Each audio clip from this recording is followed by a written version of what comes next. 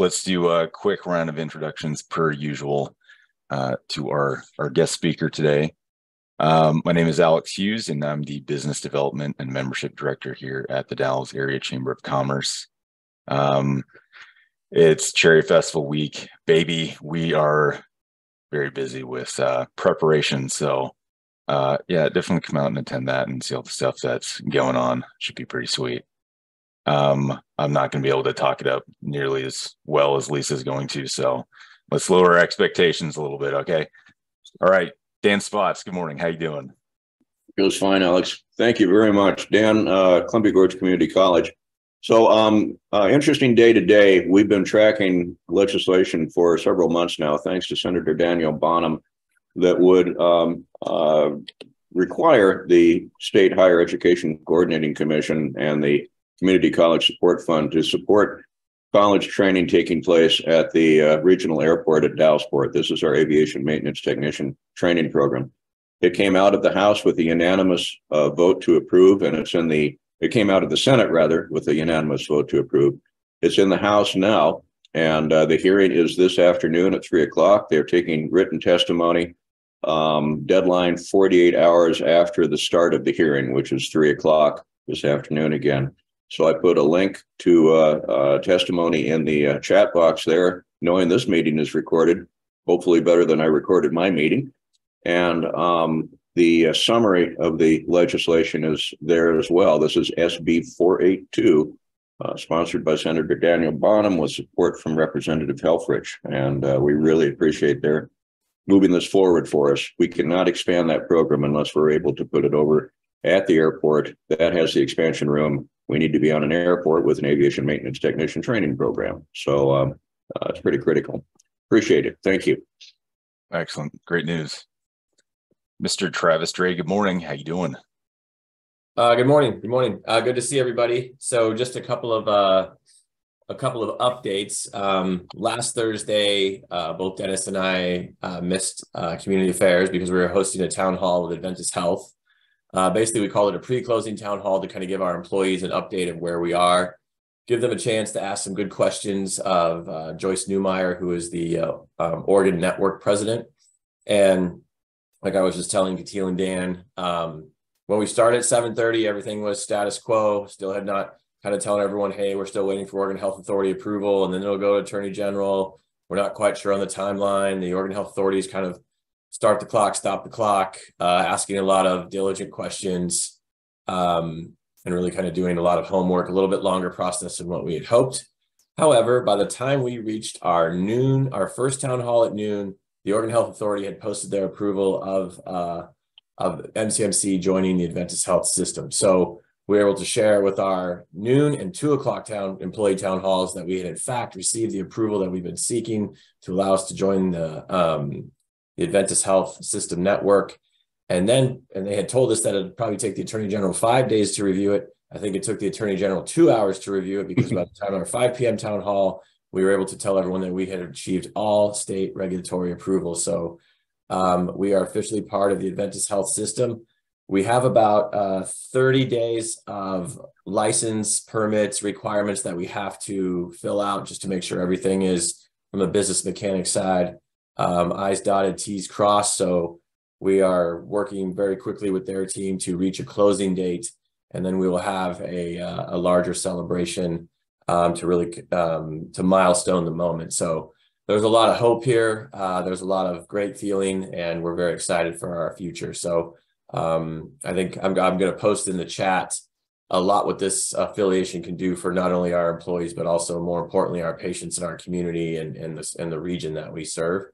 Also, big news that we're really not allowed to share through like press release or media because it is a short-term partnership, if you will, that we're hoping to take long-term. Through our kind of collaboration with Adventist Health, we're able to really sit down and talk to the Knight Cancer Institute about the issues that we've had with medical oncology. Well, the Knight Cancer Institute has providers here starting yesterday, and they are here 3 days a week to serve our medical oncology need in our population. So we can't, we can't take care of everyone, but we can take care of some, which is a start in the right direction to get our medical oncology team our medical oncology practice back on its feet. So huge congratulations to the folks at Celilo Cancer Center for kind of putting all this together. Our interim director, Amanda Cummings, if you know her, she has been working tirelessly to put this together. Our board of trustees, Dennis Knox, Cami Overton. So if you see them this weekend at the Cherry Festival, which we will have a parade there called Homegrown Healthcare, as well as a booth in the kind of a kids activity, as well as some health screenings, etc. In the community kind of section, if you will. I don't know the exact name, but big week for us, some really, really good wins, and we look forward to kind of the next steps. Excellent news. Commissioner Phil Brady, good morning. How you doing? Good morning. I'm walking my daughter's dog. First, congratulations to Travis and everybody up at MCMC. I know well how long a journey that has been. And so I'm really glad that you stayed the course and brought it home. Thank you very, very much on behalf of all of us in the community. So I'm sorry, I'm going to be heading out here for Salem. We have a thing called County College, where new commissioners learn the ropes. And that's where I need to head out today. In the meantime, I'm up here on Chenoweth Flats walking my daughter's dog. My daughter first job was a union organizer, and this dog is a union dog. He will not fetch without getting a treat. He needs to get paid in order to do that. He doesn't work for free. So I'm up here and I'm checking in here. Once again, congratulations to MCMC. That's going to be great as we go ahead in the community. Thanks, Commissioner. Mr. Scott Radford, good morning. How you doing, sir? Good morning. Hi, everybody. Scott Radford, Columbia Gorge Food Bank. Little update for us. We had the ribbon cutting event last week. That was a success. I think there was 165 people here. We have the open house coming up on the 20th of next month, and that's going to be interesting. They have sent out 3,000 invites, and we have about parking for about 80. So that's going to be fun. Other than that, our numbers keep going up around here with the SNAP benefits being reduced. We are at 6,000 people monthly that we serve in the community. That's up from 5,000. So whatever percent that may be, 20%. Still seeing high demands.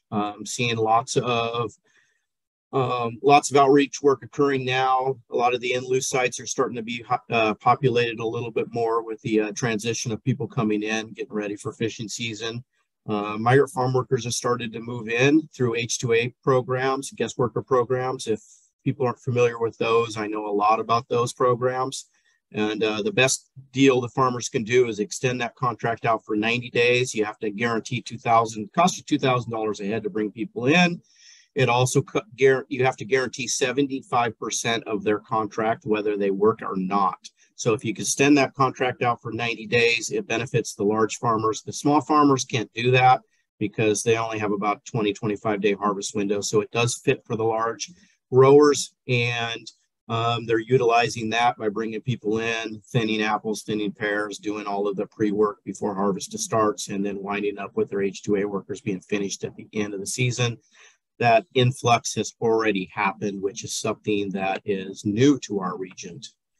Last year, I think about 20% of the agricultural producers in town are in the community. Columbia, in Hood River, Wasco, and Sherman did that. This year, we're looking at 75% of the growers doing that.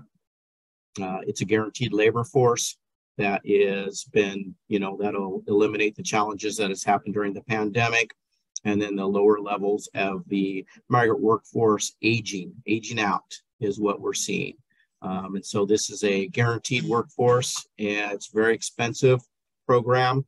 It's expensive to maintain. It's expensive to come up to compliance, but it's worth it for the big guys. So those are our changes that we're seeing around here, and we'll keep making adjustments and going from there. Thank you. Interesting. It's a pretty interesting topic to follow. Definitely. Thanks, Scott. So Kateel, good morning. So, I've heard a little bit about this. I know that you've delivered this presentation about the G.Y.M mentoring to some other groups around town, but yeah, I guess tell us a little bit about, some of the context for the program and what the objectives are, and yeah, take it away. Yeah, thanks, Alex. And I do have just a short PowerPoint presentation if I have the ability to share my screen. Yep. That's always a little easier to do.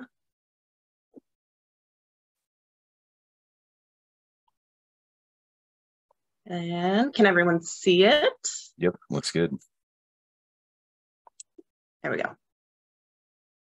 Yeah, so like Alex said, I've presented to this group before about the Next Door and about Gorge Youth Mentoring. I'm the program supervisor, and that's just one program of the Next Door. We have over 24 programs that support and empower people in our community. We're all about strengthening children and families and improving the communities that we serve in our surrounding counties. And so Gorge Youth Mentoring is also known as G.Y.M, is our community-based mentoring program, and we serve Wasco, Hood River, and Klickitat counties. And we match a youth called a mentee in need of positive role modeling with an adult that we call a mentor. And those two parties are matched based on similar interests, personalities, and needs. We serve youth as young as 6, and they can remain in the program until their 21st birthday. So that is a really neat piece of our program, is lots of mentoring programs stop serving youth at ages like 14 or 15, and then they're aged out. So we can potentially match a youth as young as 6, 7, 8, and they can stay with the same mentor until they're a young adult. So these matches get together at least twice a month and spend time doing fun things like hiking, baking, arts and crafts, occasional homework if that's on the agenda. And we also provide activities monthly for matches to participate in. These are free for them. We've done whitewater rafting, stand-up paddleboarding, just to name a few. We're always trying to offer options for all interests and ability levels. But we thoroughly screen volunteers to ensure participant safety and go through an intake process with the youth and their parent or guardian to make the most appropriate match. And how youth come into the program kind of varies, but we receive referrals for youth needing extra support from community partners, such as teachers or counselors within our school districts, Mid-Columbia Center for Living, or other youth-serving organizations. And then families can also self-refer and reach out to match coordinators serving the county in which they reside.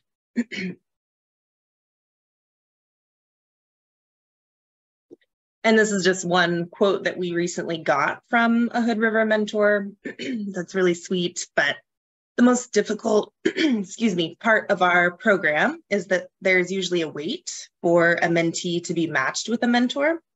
And our greatest need is for adult volunteers to enroll and spend time with youth in their community. So there's no special skills required, just the desire to make a difference, and even simple things like taking a walk by the river, going on a bike ride, or things that the youth in our program really look forward to sharing with their mentors. Again, nothing extraordinary, just that consistent and positive relationship they depend on.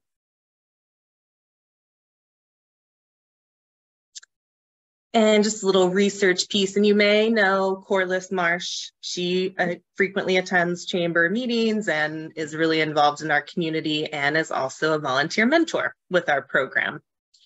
So research shows that mentoring programs can prevent those negative outcomes and promote resilience among at-risk youth. And as mentees spend more time with their mentors, research again shows that their self-esteem increases, they have more positive experiences in school, and they have better relationship with others.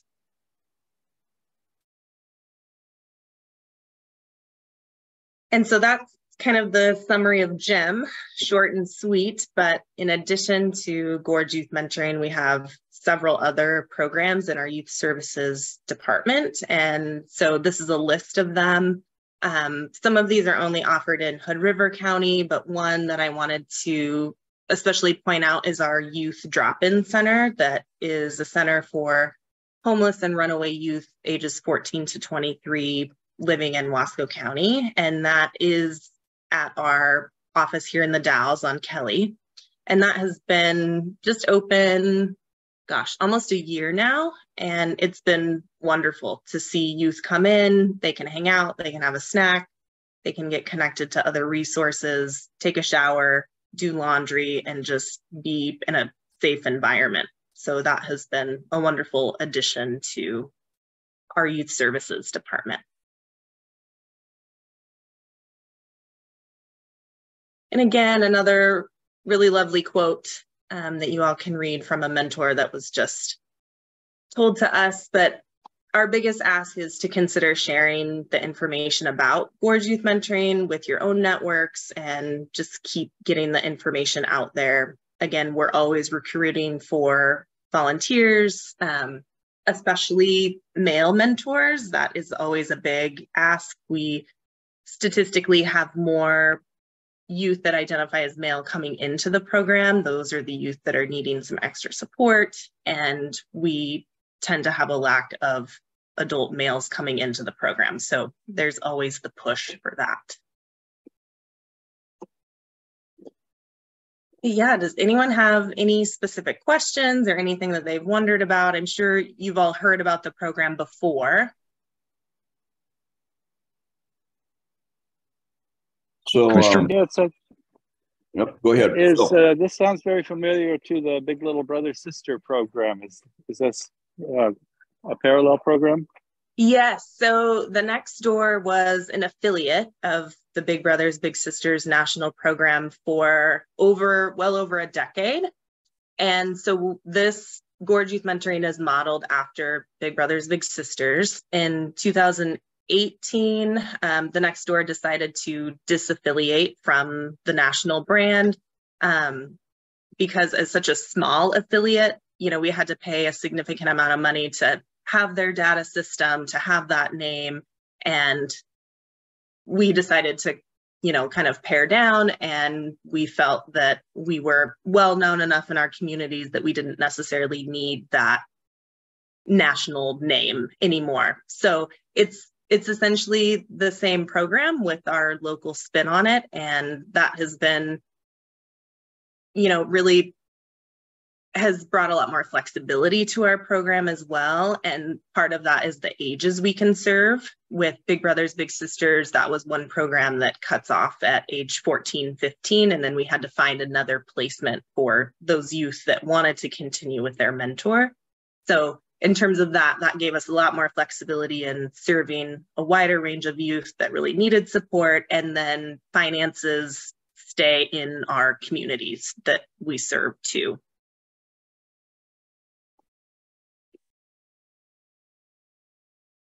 That was a good call. The Next Door definitely has the name recognition to carry on its own with this. Question on, is there any employment-related mentorship? And given the need for consistency, maybe that would be difficult, but perhaps bringing youth into the workplace with employers and getting them engaged in potential careers or exploring careers. Yeah, we don't have that currently, but we do have some other, just general opportunities for youth for our summer youth employment program. I'm not sure if that information has been shared with the chamber yet. And I should have included the information, but I can send that out to you, Dan, too, if you're aware. Are you aware of SEP? It's the summer youth employment program that we have. I've heard a little bit about that. I'd love to see more detail on that.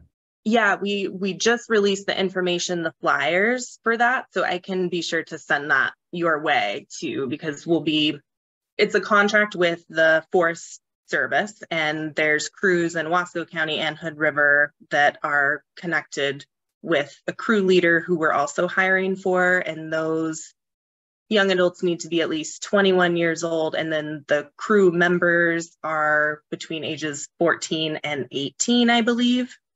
So they go out into Forest Service areas and clean up trails. They maintain campsites. learn about our ecosystems. And it's a really great opportunity to get a feel for that type of work and get outdoors and make a pretty good amount of money. I think the crew members are making $16 an hour, and the crew members are maybe $20 an hour. That'd be good to know. Thank you. Yeah. May I throw one other question out there? Yeah. I saw on the list the native supports. Do we are you working at all with anyone at the college on that one? Yeah. I believe so. Dawn Lemieux is our program supervisor for Native Supports. And I believe she has been, but she would be another contact that I could just connect you with to confirm that she has someone that she's been working with. I'm sure she is, but she would be able to tell you. I'd love to put her in touch with our DEI coordinator, Lisa Gorge. Okay. Great. Awesome. Thank you.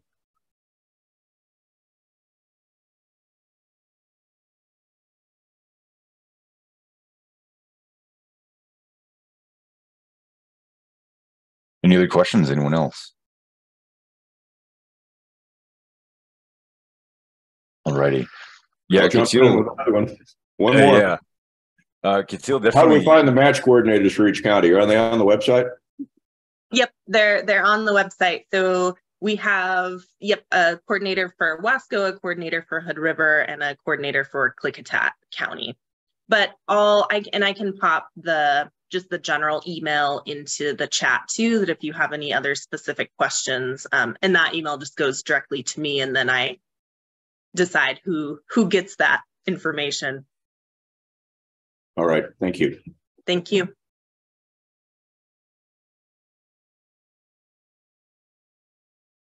Yeah, if we're out of questions, let's grab the rest of the hour then. Yeah, Kateel, go ahead and drop your whatever email you want in the chat box, and I can distribute that. And anything on the what was it? The employment mentorship, the summer youth employment program, feel free to send my way as well. Yes, I'll do that for sure. And Dan, could you pop your email into the chat as well? Absolutely. And also, Alex, if we have time, I can give an update on childcare center. Yeah. Let me do that I've got my glasses off. I hope that comes across. I need to get 10 feet away from my computer screen. Yeah, there you go. Okay, childcare. We are continuing with our work to convert the former Chenoweth Middle School into a high-capacity childcare center. The bill on this one for renovation of that facility is going to be about $15 million. All right, it's not cheap. We have $2 million in hand. We have requests out to the state totaling $9 million, 2 from Seeding Justice, which is receiving Oregon Early Learning funding and distributing that. They're a nonprofit in Portland, and a $7 million capital request to the state. We will be meeting with the governor directly, and I really can't provide any more detail on that one fairly soon.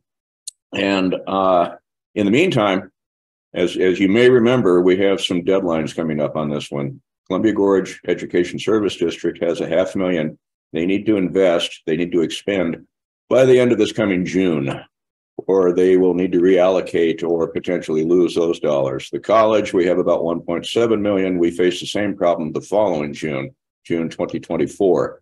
Well, we're not going to be able to renovate Chenoweth Middle School by next year. So we are looking at an interim solution, specifically a very nice residence in the Dalles located adjacent to a church. And I met with the church board yesterday. They are interested in partnering with us. This would be a short-term solution. We put funding into the residence. Basically, ESD would buy that residence. The college may help with some of its funding. We run that as a very small childcare center. The ESD places some of its administrative supports, which are all focused on early learning, into that facility. In the process, they save rent on what they're paying out for other facilities right now. They're rented about 5 different locations around the community.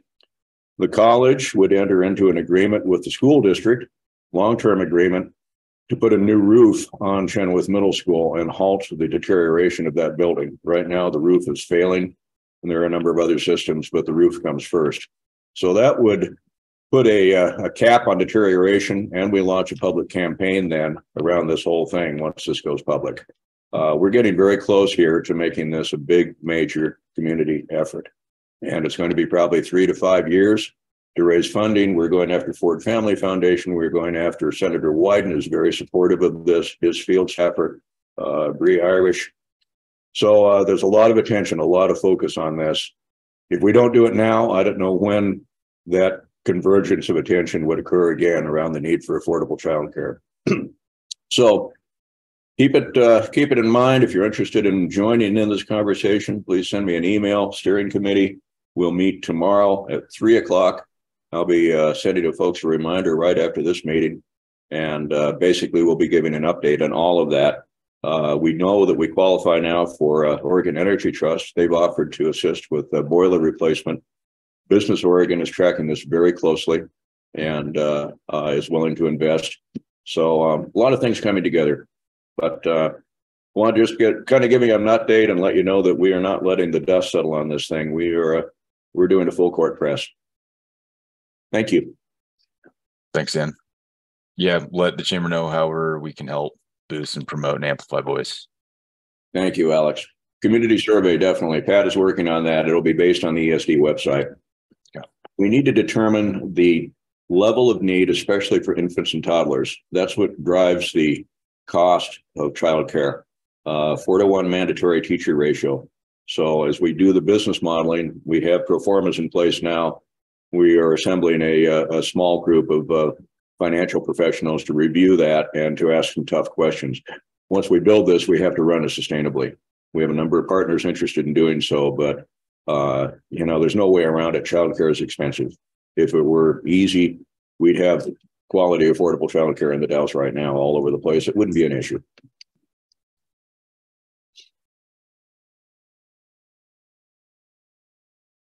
Awesome.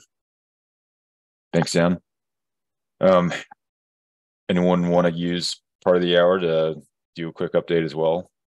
Well, we got some time while we're here. If not, no sweat. See you next weekend or next week, next Wednesday. Thank you everyone for being here. We'll be putting out this recording as well on YouTube. I need to get better about linking that and kind of following up, but we do record these. We do put them on YouTube. So if you want to distribute, just let us know. All right, guys. Have a good morning. See you later. Good luck this weekend, Alex. Appreciate it. Thank you.